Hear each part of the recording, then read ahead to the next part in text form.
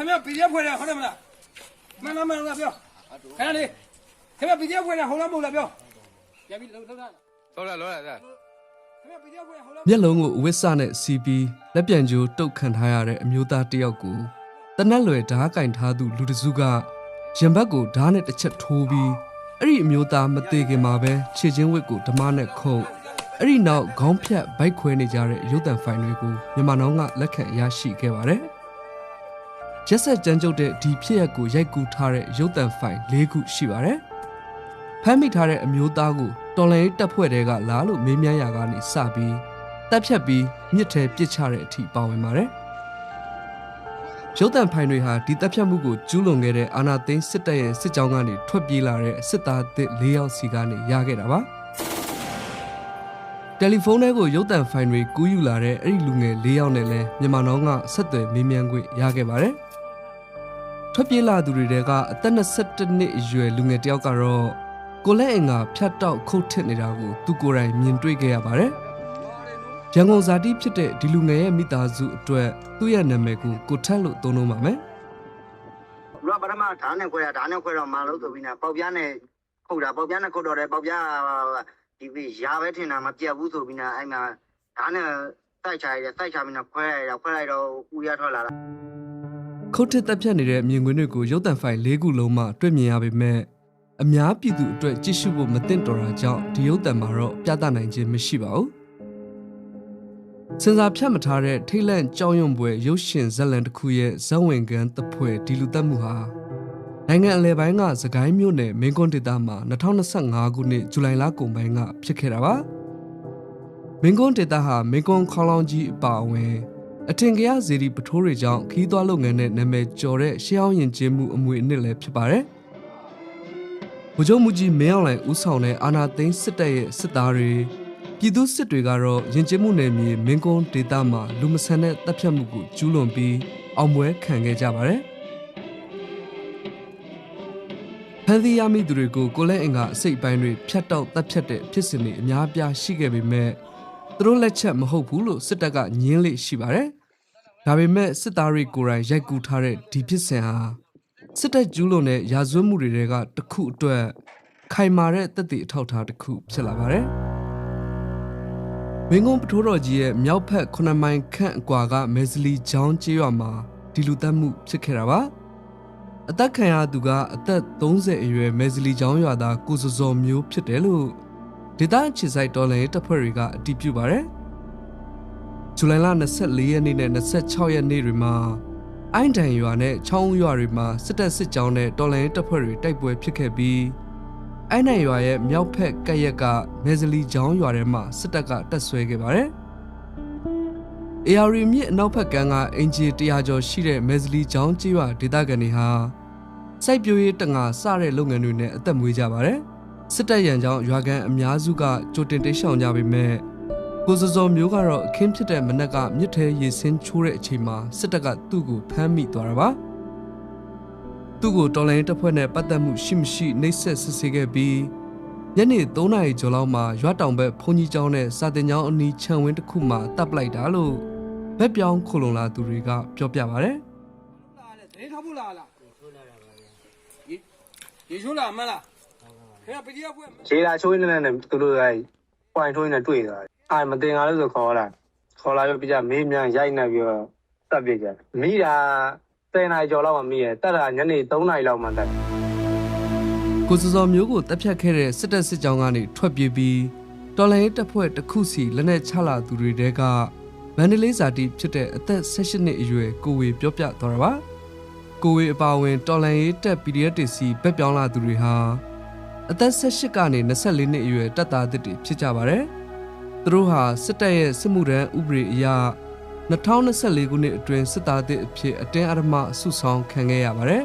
။အခြေခံစစ်တပ်နန်း3လတက်ရပြီးအခုဖြစ်စဉ်ဖြစ်တဲ့မင်းကွန်းဒေသကိုစစ်ကူအဖြစ်အပုတ်ခံရတာလို့သိရပါတယ်။ရန်ကုန်မန္တလေးပဲခူးနဲ့နထိုးကြီးမြို့နယ်ဇာတိတွေဖြစ်ကြတဲ့ဒီလူငယ်၄ယောက်ကိုထွက်ပြေးလို့တော်လိုင်းတပ်တွေလက်ထဲရောက်သွားရင်မင်းတို့အသက်ခံရမယ်လို့စစ်တပ်ကချိန်ချောက်ထားပါတယ်။ဒါပေမဲ့လမ်းတစ်လျှောက်မှာကြုံရတဲ့စစ်တပ်ရဲ့ရက်စက်ကြမ်းကြုတ်မှုတွေကသူတို့ထွက်ပြေးဖို့ဆုံးဖြတ်ချက်ကိုပိုပြီးခိုင်မာသွားစေပါတယ်။ အခွင့်အခါကောင်းကိုစောင့်ဆိုင်နေကြတဲ့စစ်မှုထမ်းတပ်သားသစ်၄ယောက်ဟာဩဂုတ်လ20ရက်နေ့မှာတော့တနက်2လက်နဲ့ထွက်ပြေးလွတ်မြောက်သွားပြီးဒေါင်းစစ်တီဆိုတဲ့တော်လိုင်းတပ်ဖွဲ့မှလက်နက်ချခိုလုံခဲ့ကြတာပါလက်ကင်ဖုန်းထဲမှာသူတို့ကူးယူလာတဲ့ရုပ်သံဖိုင်၄ခုကိုကြည့်ပြီးထိတ်လန့်တုန်လှုပ်ဖွယ်ရာလူသက်မှုဖြစ်ရပ်ကိုတော်လိုင်းတပ်ဖွဲ့ဝင်တွေသိရှိသွားကြပါတယ်ထွက်ပြေးလာသူလူငယ်တွေရဲ့ပြောဆိုချက်အရဒီလူသက်မှုမှာတာဝန်ရှိတဲ့အမိန့်ပေးစစ်ခိုင်းသူနဲ့ပါဝင်သူ၄ယောက်ရဲ့နာမည်တွေနဲ့ယာရုတွေပေါ်ပေါက်လာပါတယ်တပ်ဖြတ်မှုကိုဥဆောင်ခဲ့သူကဘုံမူးစစ်နိုင်ဖြစ်ပါတယ်ကူးယူလာတဲ့ရုပ်သံမှတ်တမ်းတွေထဲတော့ဘုံမူးစစ်နိုင်ကိုမတွေ့ရပါဘူးတနက်စလွယ်တိုင်းထားပြီးတပ်ဖြတ်ဖို့အမိန့်ပေးခဲ့သူကဒုတက်ချက်ကတာဖြစ်ပါတယ်ရင်ဘတ်ကိုဓာတ်နဲ့ထိုးပြီးခေါင်းဖြတ်ခဲ့တဲ့ရှက်အင်ကြီးလက်ရှိအကွက်ဝစ်ထားသူကဒုတက်ချက်စစ်သေးတီရှက်လိမ်မော်ရောင်ဝစ်ထားပြီးတက်တက်ကြွကြွခုတ်ထစ်နေသူကတပ်သားဖြူလေးတို့ဖြစ်တယ်လို့သိရပါတယ်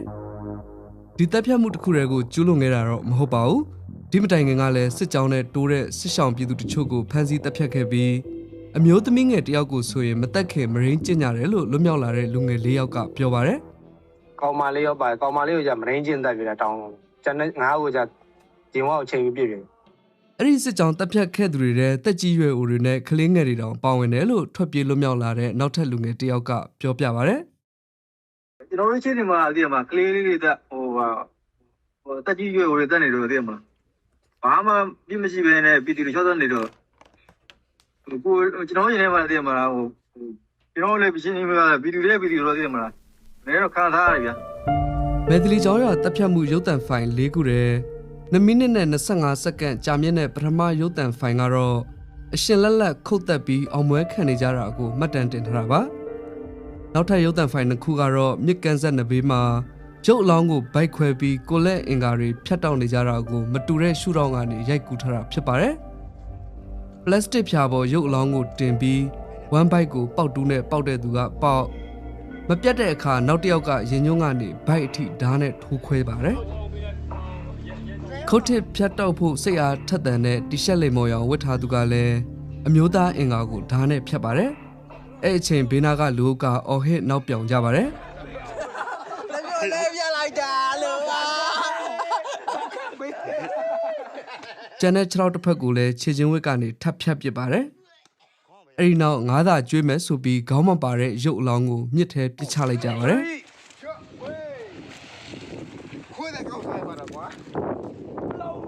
စစ်သားတွေ၄ယောက်ထွက်ပြေးချိန်မှာတက်ကြီးရွယ်အိုတွေနဲ့အမျိုးသမီးတွေအပါအဝင်စုစုပေါင်း10ယောက်ထက်မနည်းအဲ့ဒီစစ်ကြောင်းမှာအဖမ်းခံထားရပြီးသူတို့ကိုထမင်းချက်ဟင်းချက်ခိုင်းစေနေတယ်လို့သိရပါတယ်တော်လိုင်းအင်အားစုတွေဘက်ကတော့ဒေသခံတွေအနေနဲ့စစ်တပ်စစ်ကြောင်းနဲ့ဝေးဝေးရှောင်ကြဖို့တိုက်တွန်းပါတယ်ကျွန်တော်တို့အနေနဲ့ပြည်သူတယောက်ဖမ်းမိသွားပြီဆိုရင်ကျွန်တော်ထိုင်ကြည့်နေရအရင်နာဆုံးပေါ့နော်ထိုင်ကြည့်နေရတာအရင်နာဆုံးပဲဘာမှပြန်ဘာမှကူညီလို့မရဘူးကူလို့မရဘူးကယ်လို့မရဘူးကူလို့ရတယ်ကယ်လို့ရတယ်ဆိုတဲ့အခြေအနေတရက်ကလည်းစီးရဲအခြေအနေတရက်ကလည်းကိုယ်အင်အားရန်သူအင်အားဒါမျှမှလုပ်လို့ရတဲ့အနေထားတွေပေါ့နော်မန္တလေးမြို့တစ်ဖက်ကမ်း AR မြစ်ကမ်းဘေးမှာတည်ရှိပြီးတော်လန်ရေးအားကောင်းရာစကိုင်းမြို့နယ်မင်းကွန်းဒေသကိုအပြည့်အဝပြန်ထိန်းချုပ်နိုင်ဖို့စစ်ကြောင်း၃ခုဖြန့်ပြီးစစ်တပ်ကထိုးစစ်ဆင်နေပါတယ်ပထမစစ်ကြောင်းကမြို့ပေါ်မှာတက်ဆွဲပြီးအနီးပတ်ဝန်းကျင်ရွာတွေကိုဝင်ရောက်စီးနင်းပါတယ်ဒုတိယစစ်ကြောင်းကတော့လမ်းပန်းဆက်သွယ်ရေးရအချက်ချကြတဲ့ရွှေဘုံမန္တလေးလမ်းပိုင်းကိုထိန်းချုပ်နိုင်ဖို့လမ်းတစ်လျှောက်ကြီးရွာတွေကိုစီးနင်းပြီးနေမြေရှင်းလင်းလုပ်နေပါတယ်တတိယစစ်ကြောင်းကတော့စကိုင်းမြို့မြောက်ဖက်မင်းဝင်တောင်ရိုးနဲ့ AR မြစ်ကြောင်းတစ်လျှောက်ရွာတွေကိုလှည့်နေတာပါ